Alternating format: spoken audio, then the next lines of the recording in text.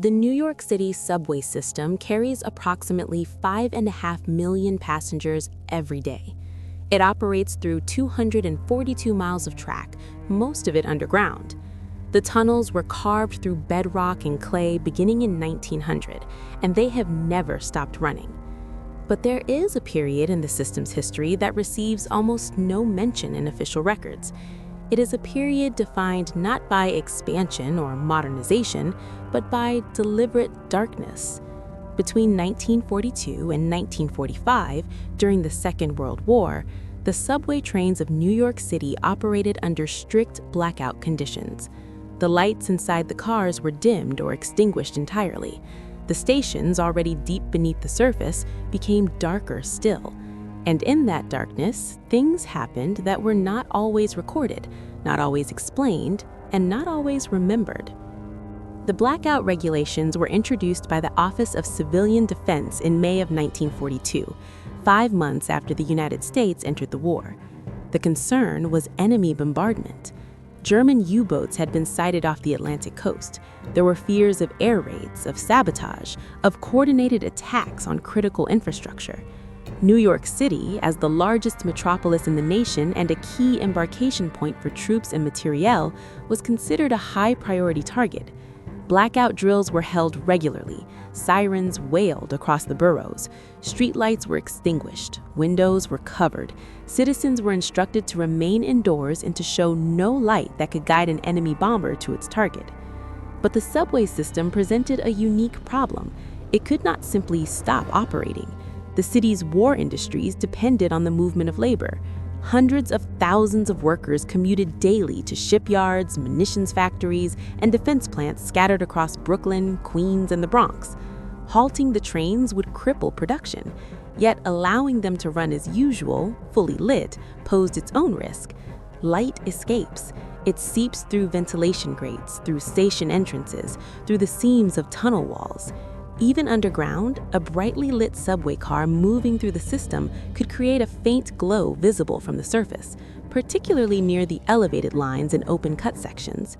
The decision was made to continue operations, but under conditions of minimal illumination. The order came down from the Board of Transportation on May 18, 1942. All subway cars were to have their interior lights reduced by 75%, emergency lighting only. Station platforms, which had previously been lit by rows of incandescent bulbs, were to operate on a single fixture per platform section. Exit signs were dimmed. Advertisements, which had provided much of the ambient light in underground concourses, were removed or covered. Conductors and motormen were issued instructions on maintaining schedules without visual confirmation of signals in certain sections. Passengers were advised to exercise caution when boarding and exiting trains. There was no formal training period. The changes were implemented within 48 hours. The initial public response was one of compliance. The war effort demanded sacrifice, and this was presented as a minor inconvenience. Newspapers ran brief articles describing the new measures, often accompanied by photographs of dimly lit platforms and passengers holding handkerchiefs or newspapers to their faces as they navigated the gloom. But the photographs were staged, taken during daylight hours or with supplemental lighting for the camera. The reality, experienced by millions of commuters in the months and years that followed, was considerably darker. The older subway cars, particularly those on the IRT lines, had been designed in an era when electric lighting was still a luxury. Their interiors were narrow, with low ceilings and small windows. Under normal conditions, they were already poorly ventilated and prone to overheating. With the lights reduced to a handful of dim bulbs spaced along the ceiling, the cars became caverns. Passengers could barely see one another. Faces dissolved into shadow. The only consistent illumination came from the faint glow of the tunnel lights outside, which flickered past at irregular intervals, casting brief, stuttering patterns across the interior. In the spaces between stations, where the tunnels stretched for miles without lighting of any kind, the darkness was total. The stations themselves became places of confusion. The IND system, newer and more spacious than the IRT, fared slightly better, but even there, the reduction in lighting created problems. Staircases became hazardous. Passengers misjudged steps, stumbled, fell. The tile walls, which had once gleamed white or pale green under bright lights, now appeared gray and indistinct. Platform edges, marked by a thin yellow line that was barely visible even in daylight, became nearly invisible. There were incidents almost immediately. On June 3, 1942, a woman fell onto the tracks at the 42nd Street station on the IRT Lexington Avenue line. She survived, pulled back onto the platform by other passengers before the train arrived. The incident was logged as accidental. On June 9th, a man fell at the Borough Hall station in Brooklyn. He was not as fortunate. The train entered the station at normal speed. The motorman did not see him in time. The official report cited poor lighting as a contributing factor, but did not recommend any changes to the blackout policy. Conductors and motormen, the men responsible for operating the trains, found their work drastically altered. The signal system, which relied on colored lights to indicate track conditions and train spacing, became harder to read. Green lights, which indicated clear track, were often indistinguishable from the surrounding darkness until the train was nearly upon them. Red lights, meant to signal a stop, could be obscured by smoke, steam, or the angle of approach. Motormen learned to rely more heavily on their knowledge of the routes, on the rhythm of the stations, on the feel of the train itself. But this was not always enough. On July 12, 1942, two trains collided in the tunnel between the 14th Street and 23rd Street stations on the IRT Broadway line. The rear train had failed to observe a signal. 3 passengers were injured. The motorman, a 23-year veteran of the system, reported that he had not seen the red light until it was too late. He was suspended for 2 weeks without pay. The darkness did something else, something less measurable but widely reported. It changed the atmosphere of the subway. Passengers who had once read newspapers or books during their commute found it impossible to do so. Conversations became quieter, more hesitant. People stood closer together on the platforms, not out of crowding, but out of an instinctive need for proximity, for the reassurance of another human presence. And yet, at the same time, there was a withdrawal. Strangers avoided eye contact. The usual urban alertness, the awareness of one's surroundings, gave way to a kind of passive endurance. People simply waited, in the dark, for the train to come. The engineering of the New York City subway had always been a compromise. The system was not built according to a single plan, but rather assembled piecemeal over decades by competing private companies, each with its own standards, its own equipment, its own priorities. When the city unified the lines under public control in 1940, it inherited a network of incompatible track gauges, signal systems, and rolling stock. Maintenance was deferred. Budgets were tight, and when the war came, resources were diverted to the military. The blackout conditions exposed these weaknesses.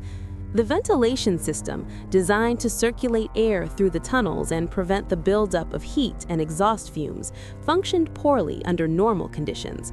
Under blackout conditions, it became a source of dread. The large ventilation grates that lined the streets above the subway were covered or dimmed to prevent light from escaping. This reduced airflow significantly. On summer nights, when the temperature at street level reached 90 degrees, the temperature inside the tunnels could exceed 110. Passengers fainted. Conductors were instructed to carry smelling salts and to watch for signs of heat exhaustion. But in the darkness, it was difficult to see a person collapse until they had already fallen. The reduced lighting also made maintenance more difficult. Track inspectors, who walked the tunnels during the overnight hours when train service was reduced, found their work slowed by the lack of visibility. Cracks in the rails, loose bolts, worn sections of track, these were harder to spot. Flashlights were permitted, but only low-intensity models, and only when no trains were scheduled in the immediate area. The inspectors worked quickly, often too quickly. On August 4, 1942, a section of rail on the BMT Sea Beach line fractured under the weight of a passing train. The train did not derail, but it came close. An investigation determined that the fracture had been developing for weeks and should have been detected during routine inspection. The inspector assigned to that section stated that he had not seen the crack. He was reassigned to surface duties. There were also the abandoned stations. The subway system is layered with them, relics of an earlier era when routes were rerouted, stations consolidated, or entire lines closed due to lack of ridership. During the blackout years, these spaces became darker still. They were not maintained, they were not lit. And yet, because they were part of the tunnel network, they were not entirely sealed off. Trains passed through them, slowing slightly as they navigated curves or switches, and passengers, pressed against the windows in the dim light, could sometimes glimpse the tiled walls of platforms that had not seen regular service in decades. Some of these platforms still had benches, still had signs, still had token booths with their metal grates pulled down and locked. It was not uncommon for passengers to report seeing movement in these spaces. Shadows, figures, shapes that moved in ways that did not correspond to the motion of the train. The explanations varied. Rats, of which the subway system has always had an abundance, homeless men seeking shelter from the cold, maintenance workers conducting repairs, but the reports persisted, and they shared certain details. The figures were always alone. They were always still until the train had nearly passed, at which point they would move suddenly, as if startled or waking, and they were never seen clearly. The conductors noticed other things. The blackout conditions required them to spend more time in the tunnels, often standing between cars or in the small forward compartments where they could watch the track ahead. They reported sounds, mechanical sounds primarily, the groan of old steel under stress, the hiss of steam from leaking pipes, the distant clatter of trains on parallel tracks. But there were also sounds that did not fit. Tapping, rhythmic and deliberate, as if someone were striking the tunnel wall with a metal rod. Voices, faint and indistinct, heard during the brief pauses between stations when the train was moving at speed and no one should have been outside the cars. Footsteps, rapid and heavy, that seemed to come from behind the train, only to stop abruptly when the conductor turned to look. These reports were not made officially. They were shared in the break rooms, in the crew quarters, in the low voices of men who knew that they would not be believed. By the winter of 1942, a pattern was emerging. Incidents were increasing, not just accidents, though those continued, but smaller events, unexplained delays, trains stopping in tunnels for minutes at a time with no explanation given to passengers, signal failures, power outages affecting single cars or short sections of track, equipment malfunctions that could not be readily diagnosed or repaired. The Board of Transportation attributed these to the strain of wartime operations, to the aging infrastructure, to the difficulty of maintaining schedules with limited resources. But the workers saw something else. They saw a system under stress, operating at the edge of its capacity in conditions it had not been designed to handle. There was also the question of sabotage. The FBI, which maintained an office in Lower Manhattan, was aware of the vulnerability of the subway system. There were known sympathizers of the Axis powers in the city, individuals who had been identified and placed under surveillance. The Bureau issued warnings to the Board of Transportation. Security was increased at certain key junctions, at the underwater tunnels, at the central control facilities. Plainclothes officers rode the trains during peak hours, watching for suspicious behavior. But the blackout made surveillance difficult. In the darkness, everyone looked suspicious. On November 14, 1942, a fire broke out in a subway car on the IRT 7th Avenue line between the 34th Street and 42nd Street stations. The train was carrying approximately 200 passengers. The fire started in the rear car, in a pile of discarded newspapers near the conductor's compartment. It spread quickly, fed by the dry air and the old wooden floorboards that had not yet been replaced with steel. Passengers fled forward into the next car, and then the next. The conductor activated the emergency brake. The train stopped in the tunnel. Smoke filled the cars. There was no emergency lighting sufficient to guide an evacuation.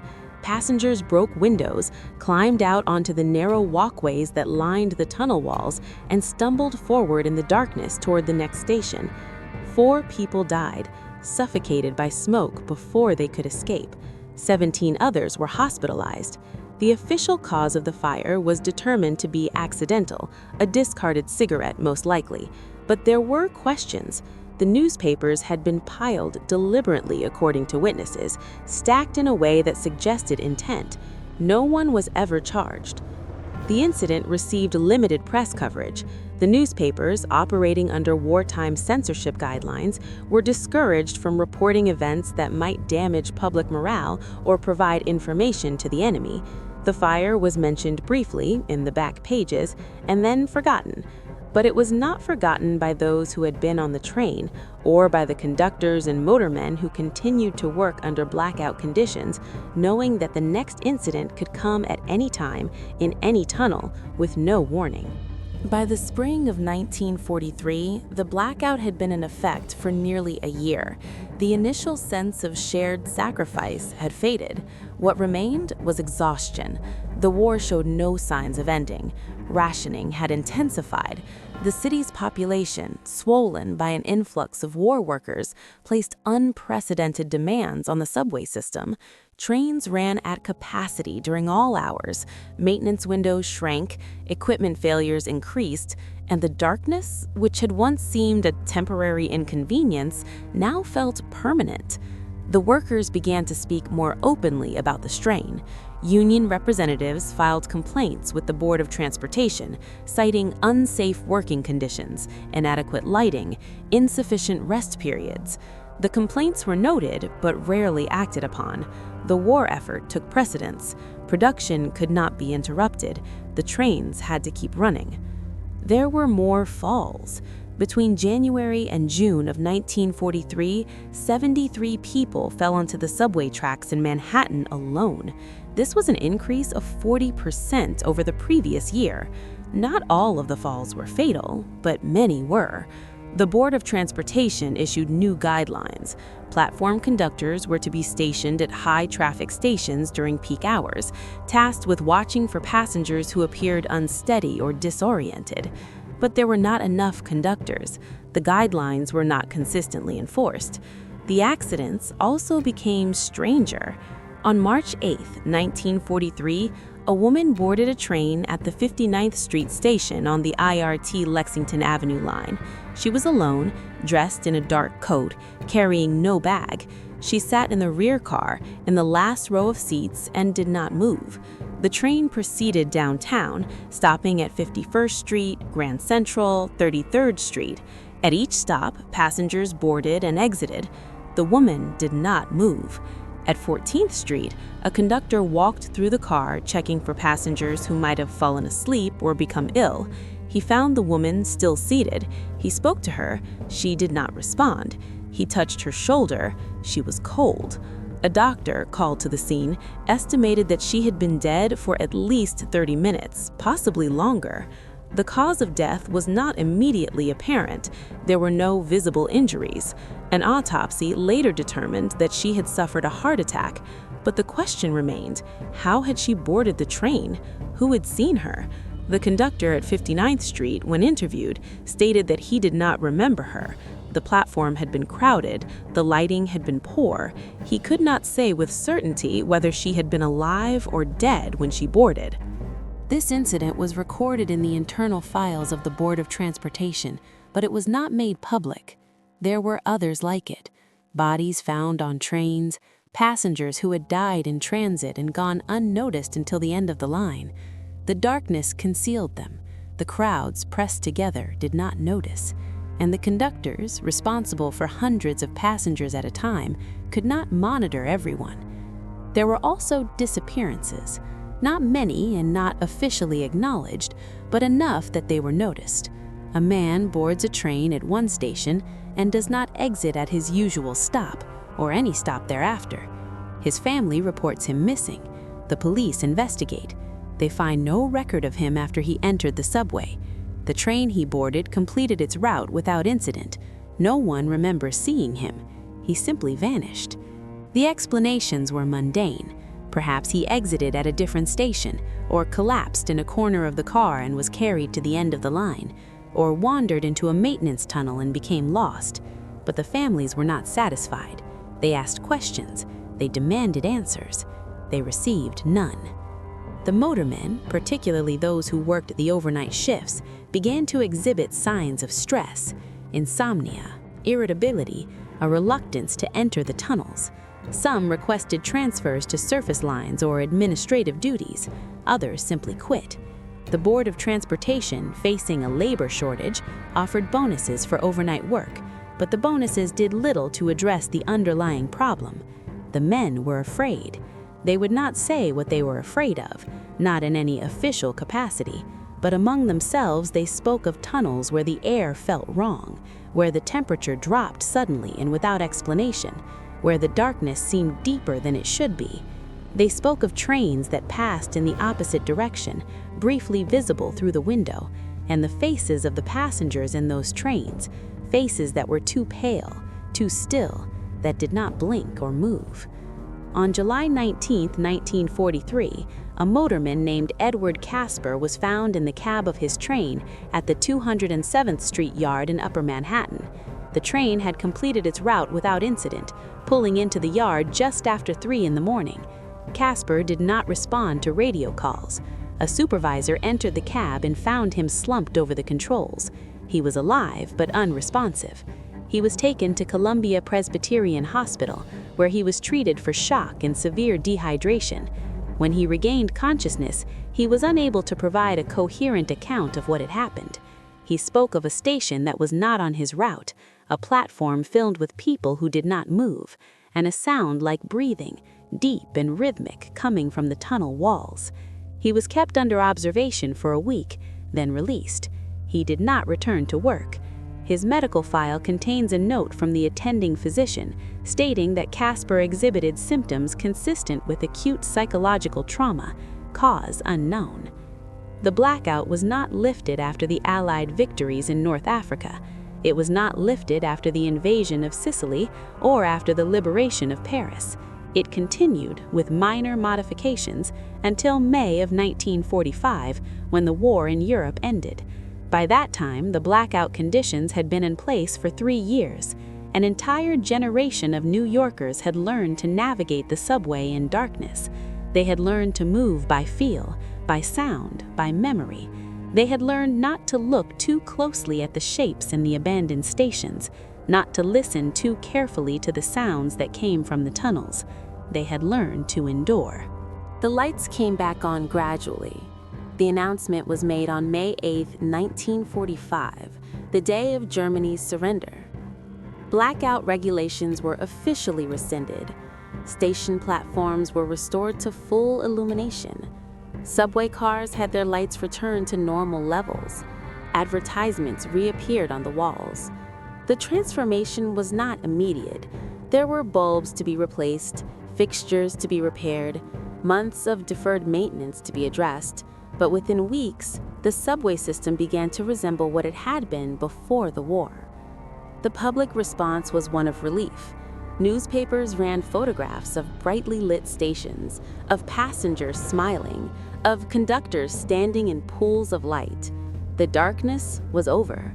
Life could return to normal.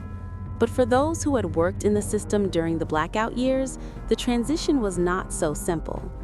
The accidents did not stop. Falls continued, though at a reduced rate. Signal failures persisted. Equipment malfunctions remained common. The infrastructure, weakened by 3 years of minimal maintenance and maximum use, required extensive repairs. The Board of Transportation launched an investigation into the condition of the system, producing a report in August of 1945 that cataloged hundreds of deficiencies. The report recommended a comprehensive overhaul, including the replacement of aging track, the modernization of signal systems, and the installation of improved lighting in all tunnels and stations. The estimated cost was $30 million. The city did not have the funds. The repairs were spread out over the next decade, completed in stages, often inadequately. The workers who had operated the trains during the blackout rarely spoke about their experiences. There was no formal debriefing, no counseling, no acknowledgement of the psychological toll the work had taken. They returned to their duties, working now in well-lit cars and stations, and they tried to forget. But forgetting was not always possible. There were recurring reports in the years immediately following the war of conductors and motormen who refused to work certain routes. The reasons given were vague: personal preference, scheduling conflicts, health concerns. But there were patterns. The routes avoided tended to be older, deeper, sections of the IRT that passed through areas of the city that had seen significant decay during the war years. These were tunnels that had been particularly dark during the blackout, where accidents had been frequent, where the sense of unease had been strongest. The workers did not explain their reluctance in detail, but management eventually accommodated them, reassigning them to other lines. The abandoned stations, those brief glimpses of empty platforms that passengers had seen from the windows of passing trains, were gradually sealed off. Walls were erected, doorways bricked over, access points locked and forgotten. The official reason was safety. There was no need for public access to spaces that were no longer in use, and keeping them open invited trespassing and vandalism. But the timing of the closures, which began in late 1945 and continued through 1946, suggests another motive. The Board of Transportation wanted to erase certain spaces, to remove them from the system entirely. There is a file housed in the archives of the New York Transit Museum that contains incident reports from the blackout years. The file is not easily accessible. It is not listed in the main catalog. Researchers must request it specifically, and even then, access is not guaranteed. The file contains over 400 pages of typewritten reports detailing accidents, malfunctions, complaints, and unusual occurrences. Many of the reports are routine: minor injuries, equipment failures, passenger disputes. But interspersed among them are accounts that are harder to explain. A conductor who reported seeing a child standing alone on the tracks between two stations, only to find nothing when the train stopped. A motorman who heard knocking from inside the tunnel walls, persistent and rhythmic, that ceased abruptly when he radioed for assistance. A passenger who claimed to have been followed through 3 stations by a figure that remained just outside the range of the dim lighting, never close enough to be seen clearly, never far enough away to be ignored. These reports were not investigated. They were filed, noted, and forgotten. The individuals who made the reports were not disciplined, but neither were they taken seriously. The file itself is marked with a notation added at some point in the 1950s that reads, "Historical interest only, no action required." The blackout officially ended in May of 1945, but its effects lingered. The subway system, which had always been a place of transition, a space between destinations, became something else during those years. It became a place where the darkness was total, where the boundaries between the living and the dead became indistinct, where the infrastructure of the city, its tunnels, its steel, its electricity, was pushed beyond its limits and responded in ways that were not entirely predictable. There are still conductors and motormen, now in their 80s and 90s, who worked during the blackout years.